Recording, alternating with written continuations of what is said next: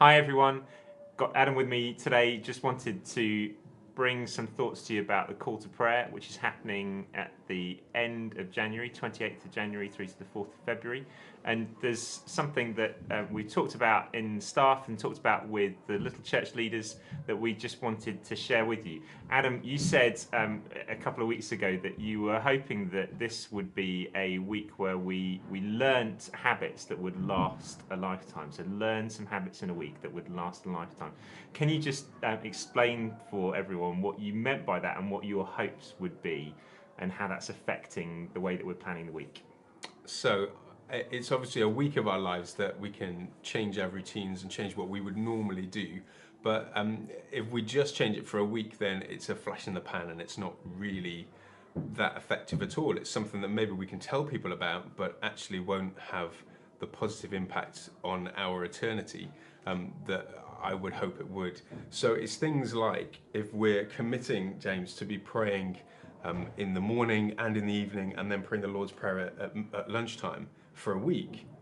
If we can manage that for a week, then surely we can manage that every week. And it doesn't mean that if you miss a day every now and then you'll be damned for eternity. But actually, is there any point in doing this just for a week without wanting to do it for the rest of our lives? And if we can change the rest of our lives and make it normal to pray at least 3 times a day, and to have that morning sort of 1, 2, 3 slot and the evening reflection slot, if that's the normal, then it opens us up for even deeper relationship with God, because the next time we do a week of prayer, we'll be building on that, and it will be about having even more time with God, and that would be wonderful.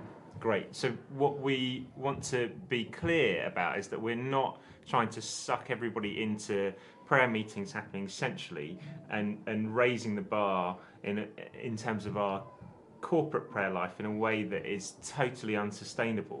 We're trying to call everyone together to build these habits in a week that will last a lifetime. So we've got a few weeks, haven't we, between now and then? Yeah.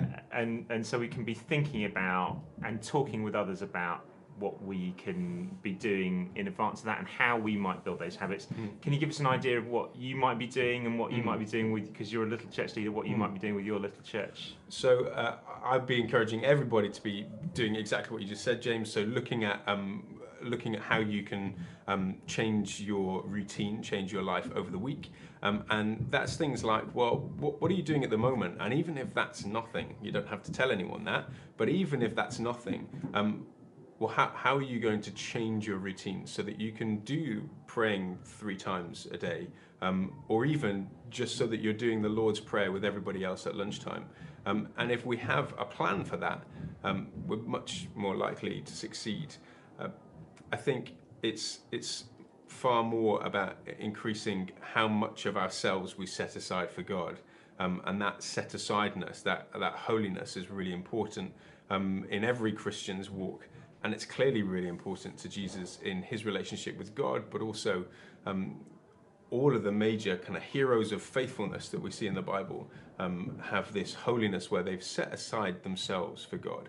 And if we can think of ways we can do that, that would be great. And as a little church, we'll be continuing with following the Acts stuff that we've been doing at the Sunday gatherings, in our small gatherings as well.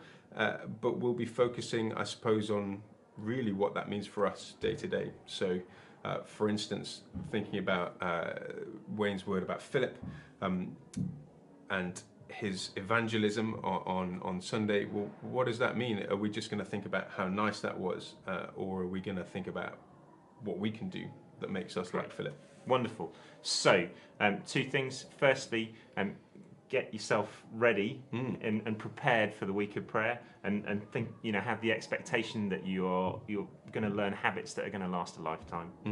And secondly, be talking with others about what those habits can be, so that we can start on the right footing in that week. Yeah. Great. Cool. Thanks.